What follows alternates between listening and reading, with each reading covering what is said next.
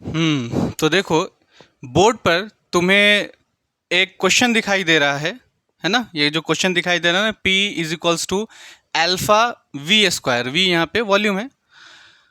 इसमें most of the जो students हैं उन्हें कन्फ्यूज़न होता है, या तो कन्फ्यूज्ड होते हैं वो, या सॉल्व नहीं कर पाते हैं ठीक ढंग से, है ना?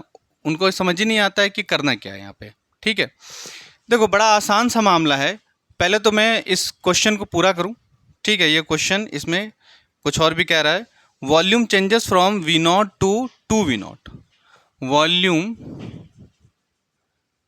Changes from volume changes from V nought to two V nought. कहता है कि P is equals to alpha V square है और वॉल्यूम चेंज हो रहा है वी नॉट से टू वी नॉट। तो तुम्हें बताना है कि वर्क डन क्या होगा। सही है। हम लोगों को एक बात मालूम है कि ये जो प्रेशर है ना, प्रेशर यहाँ कांस्टेंट नहीं है। अब ऐसा क्यों? यहाँ कांस्टेंट इसलिए नहीं है कि ये जो हमें दिखाई पड़ रहा है, जो वॉल्यूम यहाँ पे दिखाई पड़ रहा है ना, ऐसा कुछ लिखा हुआ P इज इक्वल्स टू में अल्फा वी स्क्वायर, हम इसे कह सकते हैं कि ये किसका फंक्शन है? ये जो V है ना, प्रेशर का क्या है? फंक्शन है।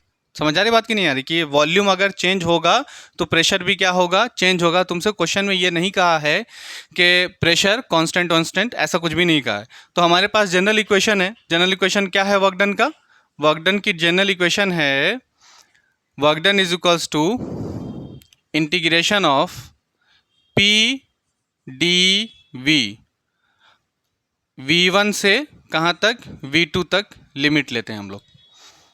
ये समझ आ रही बात? ये है हम लोगों के पास। अब क्या करो, सिंपली यहाँ से P की जो वैल्यू है ये उठाओ और यहाँ पे पुट कर दो। इसे यहाँ क्या करो, इस पूरे को पुट करो। पुट किया, ठीक है, पुट किया। तो पुट किया। अब वॉल्यूम V1 है, V1 से V2, यहाँ पे वॉल्यूम कह रहा है कि कहाँ से कहाँ जा रहा है? चेंज हो रहा है ये V0 से टू V0। तो यहाँ पे हम लोग लिख सकते हैं V0 से टू V0। और प्रेशर की जगह पे क्या रखोगे? अल्फा वी स्क्वायर, ये है तुम्हारे पास dV। अल्फा यहाँ पे कांस्टेंट है तो इसे बाहर निकाल दो। बाहर निकाल दोगे, अल्फा निकला बाहर। इंटीग्रेशन कहाँ से कहाँ तक? V0 से to V0 we square dV। ठीक है। अब सीधी सी बात है, वी स्क्वायर का क्या करेंगे हम लोग? इंटीग्रेशन करेंगे। तो ये इंटीग्रेशन कैसा इंटीग्रेशन है?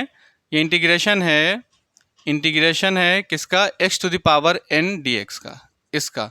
तो इसका इंटीग्रेशन कैसा होता है? हमें पता है कि x की power n plus one divided by n plus one, और लिमिट नहीं है तो कांस्टेंट लेते हैं, लिमिट अगर है तो कांस्टेंट नहीं लेते हैं, है ना?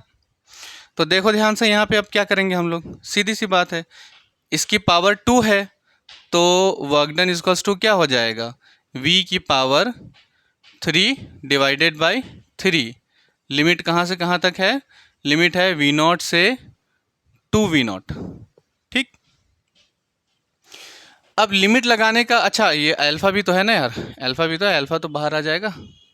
हाँ, तो लिमिट लगाने का एक बेहद आसान और अच्छा तरीका ये है कि जो डिनोमिनेटर में न्यूमरेटर में कहीं भी जो कांस्टेंट दिए होंगे उस कांस्टेंट को क्या करो? बाहर ले लो। तो अल्फा डिवाइडेड बाई हो जाएगा थ्री, और वेरिएबल हमारे पास है v की पावर थ्री, लिमिट है V0 से टू V0। अब यहाँ पे अपर लिमिट पहले रखेंगे, फिर minus lower limit, upper limit फिर माइनस लोअर लिमिट। तो alpha divided by three, upper limit हमारे पास क्या हो जाएगी? टू V0 की whole power three minus V0 की होल पावर थ्री। ठीक है, तो यहाँ से ये क्या आ गया? ये आ गया 8। ये आ गया तुम्हारा यहाँ से alpha divided by three, 8 V0 cube minus V0 cube. तो यहाँ से हमारे पास बचेगा 7 V0 क्यूब। तो ये आ जाएगा 7 alpha V0 cube divided by three. That is your work done. ठीक है। तो ज़रा इस तरह के क्वेश्चंस को ध्यान से क्या करोगे, सॉल्व करोगे। और ज़रूरी नहीं है कि ऐसा जो क्वेश्चन है तुम्हें इसी टाइप में देखने को मिल सकता है। पी और वी का तुम्हें फंक्शन दिखाई दे सकता है क्वेश्चन में, ठीक है, वेरी इंपॉर्टेंट है।